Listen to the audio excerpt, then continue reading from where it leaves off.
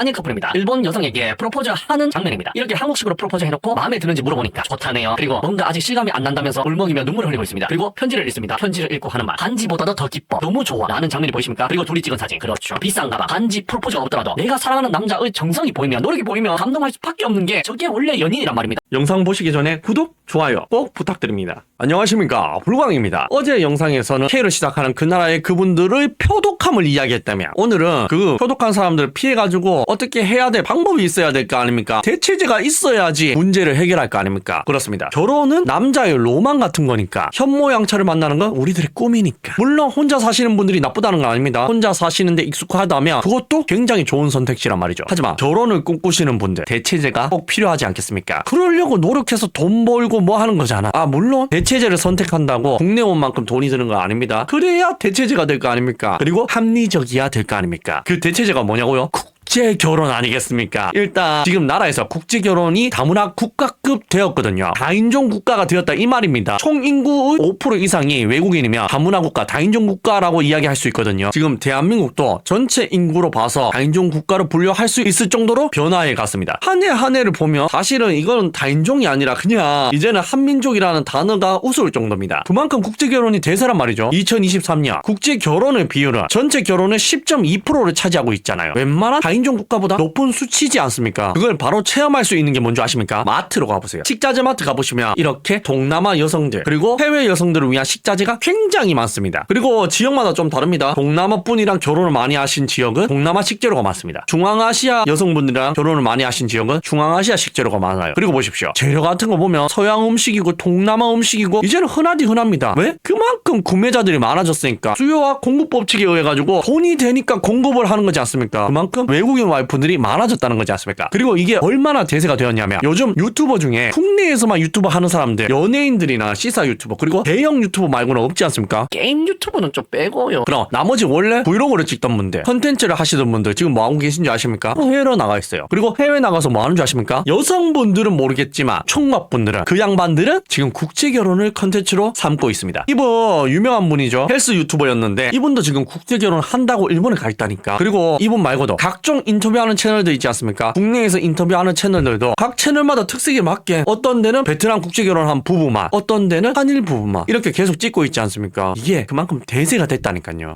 그리고 아까 전에 그 말했던 헬스 유튜버 있지 않습니까? 이분은 일본 여성이 있는 결정사도 가보고 교류에도 심심하면 간다니까요. 왜? 일본 여자 꼬시려고. 처음에는 일본어도 좀 어색했는데 이제는 일본어도 어느 정도 수준까지 올라왔습니다. 그리고 저런 분들이 저렇게까지 하는 이유가 뭡니까? 어제 영상에서도 소개시켜드린 것처럼 표독한 분들을 만나지 않기 위해서 그런 거지 않습니까? 그리고 그분들을 피하고 이런 분들을 만나기 위해서 그런 거죠. 한일 커플입니다. 일본 여성에게 프로포즈 하는 장면입니다. 이렇게 한국식으로 프로포즈 해놓고 마음에 드는지 물어보니까 좋다네요. 그리고 뭔가 아직 실감이 안 난다면서 울먹이며 눈물을 흘리고 있습니다. 그리고 편지를 읽습니다. 편지를 읽고 하는 말, 반지보다도 더 기뻐, 너무 좋아 라는 장면이 보이십니까? 그리고 둘이 찍은 사진, 그렇죠. 비싼 가방, 반지, 프로포즈가 없더라도 내가 사랑하는 남자의 정성이 보이면, 노력이 보이면 감동할 수밖에 없는 게 저게 원래 연인이란 말입니다. 왜? 둘이 사랑하니까. 그런데 만약에 있지 않습니까? 저걸 K로 시작하는 그 나라에서 했다? 촛불만 깔고 반지도 가방도 없이 결혼하자고 프로포즈 했다? 여러분들 어떻게 될 것 같습니까? 여기 장면 보이시죠? 가성비 프로포즈라고 엄청나게 욕을 먹을 겁니다. 와, 저 단어만 봐도 진짜 짜증나지 않습니까? 내가 사랑하는 사람에게 결혼하자고 말을 하는 건데 가성비가 어디 있어? 도대체 왜 프로포즈 하는데 돈으로 환산하냐고. 왜 샤넬 루이비통 가방이 없으면 안 되고 까르띠에 불가리 드비어스 반지가 없으면 실망을 하냐, 이 말씀입니다. 그리고 장소까지 호텔이 아니면 안 되잖아. 왜 집에서 하면 안 되는 겁니까? 넌 좀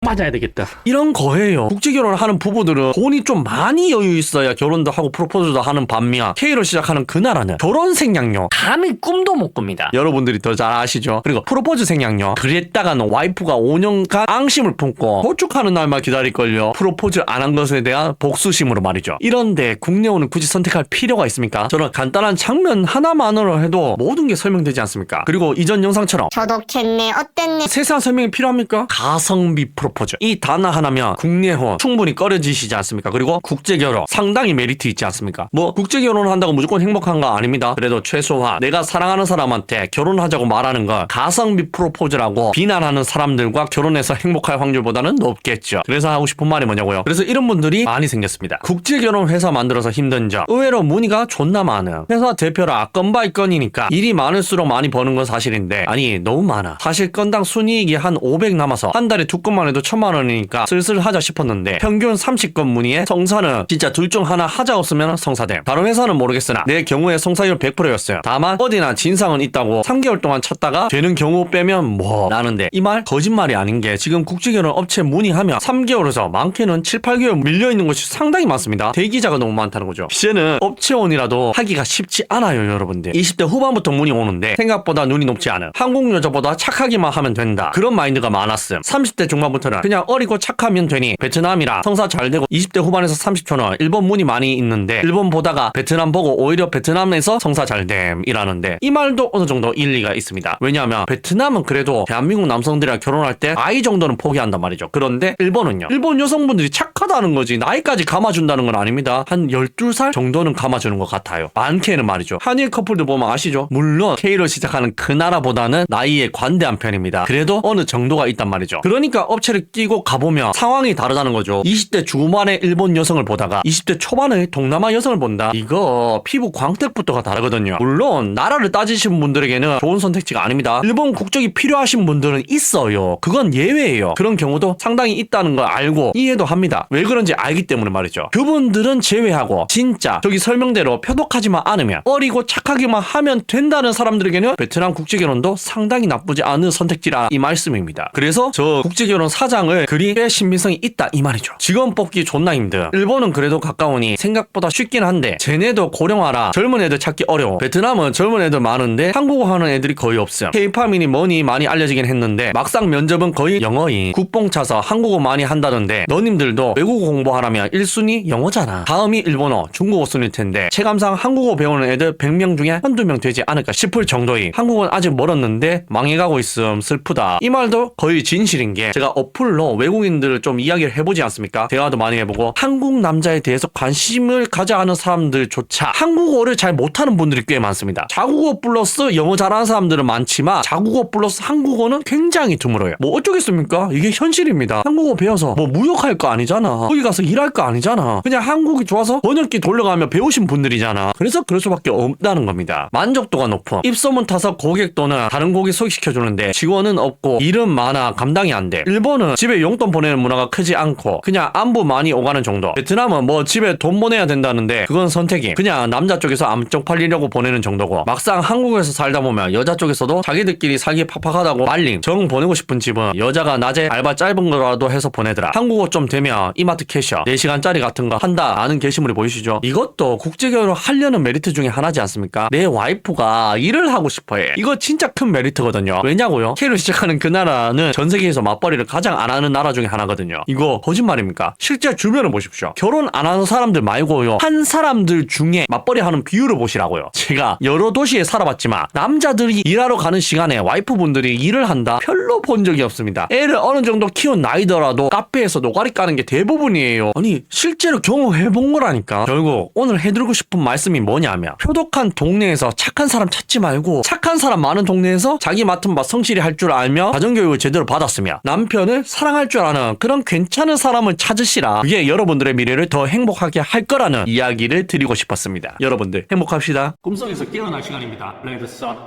시청해주셔서 감사합니다.